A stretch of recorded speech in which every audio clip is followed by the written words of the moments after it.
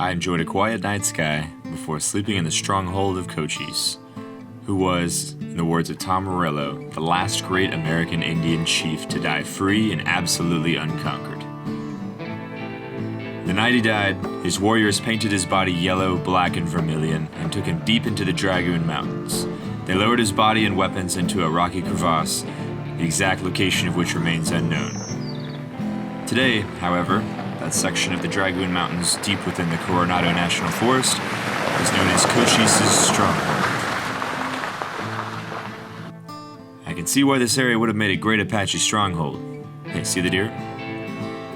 Remote access to an easily defensible high ground position with beautiful running creeks and rock formations. And if you look real close, you might see Cochise himself staring at you through the trees.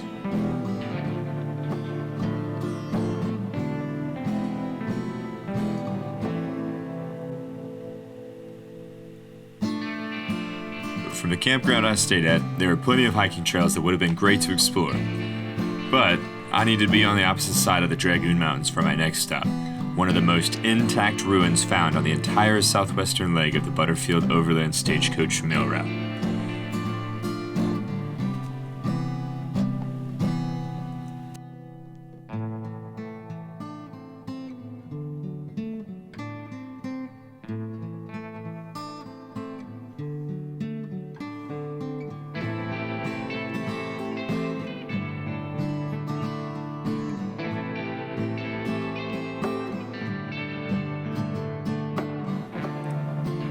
Before I sought out the station, my travels took me into the delightful area of Dragoon Springs, where I met Woody Adams at his whatnot shop.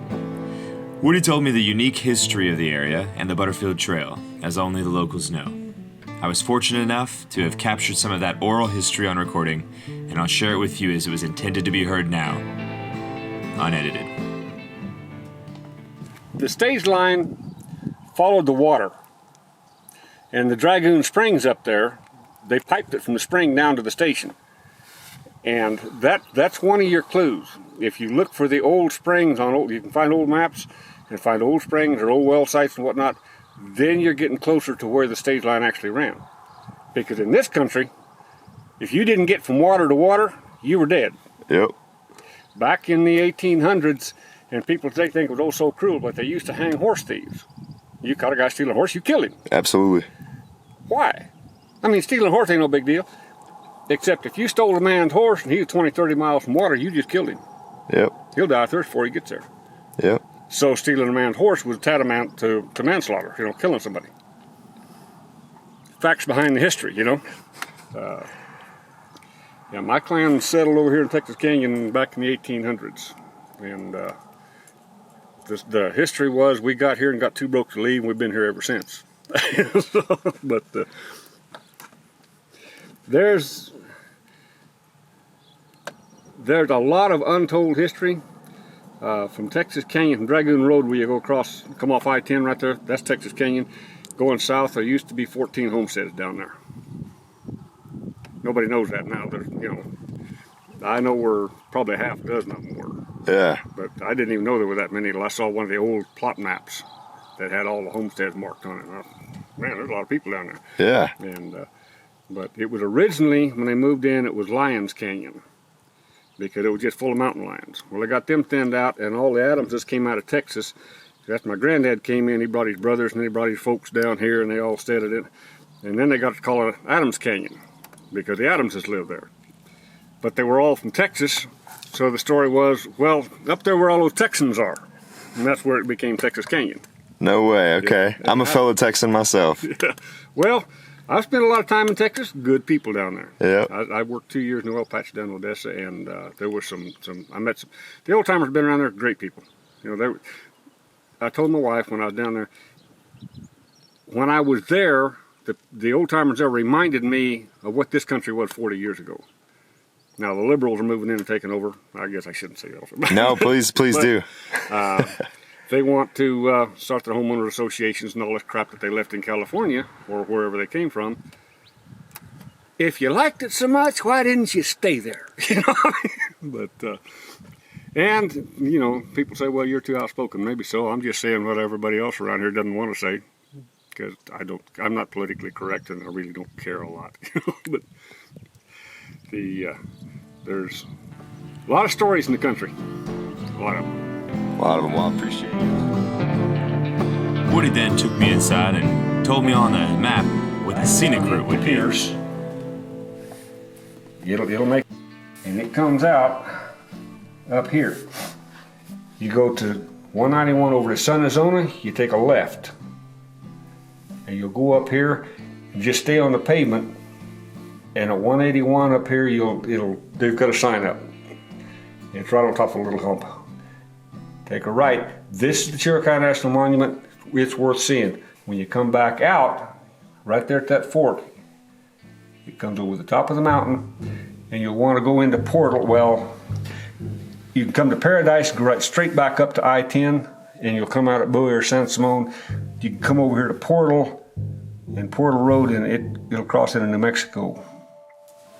Put your best foot.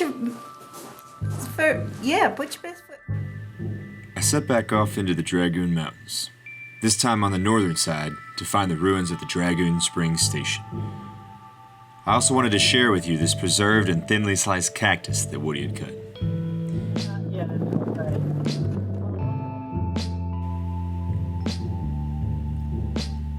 Story goes, on May 5th, 1862, a small band of mounted Confederates escorting Union prisoners to Texas were encamped at the old Butterfield station. They were ambushed and then skirmished with a force of about 100 Chiricahua Apache warriors, led by Cochise himself.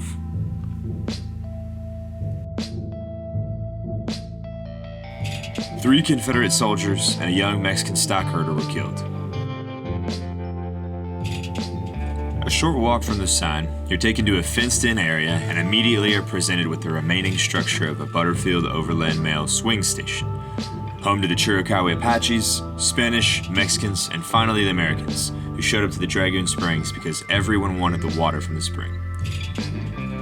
Just as the spring was a contested strategic resource in the region, the station itself was no stranger to controversy.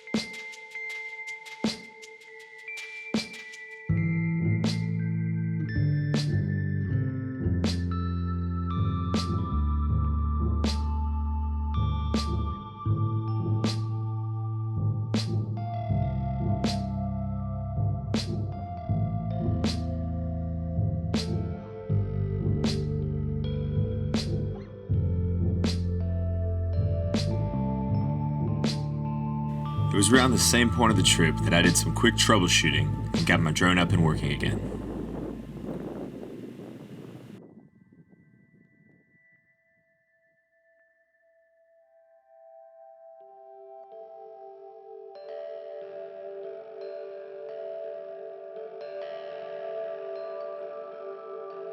As I surveyed the ruins, I thought back about my conversation with Woody. Woody wasn't sure if this was the original site. In fact, he had a little more to say. He got out of the truck, looked around, He says, this isn't where it was when I was a kid. Y'all tell me. I'll see you guys next episode when I explore further into the Dragoon Springs and then head to Fort Bowie and the Chiricahuas. I hope you've enjoyed this journey. Please like the video or even subscribe if you did. Thanks again, y'all.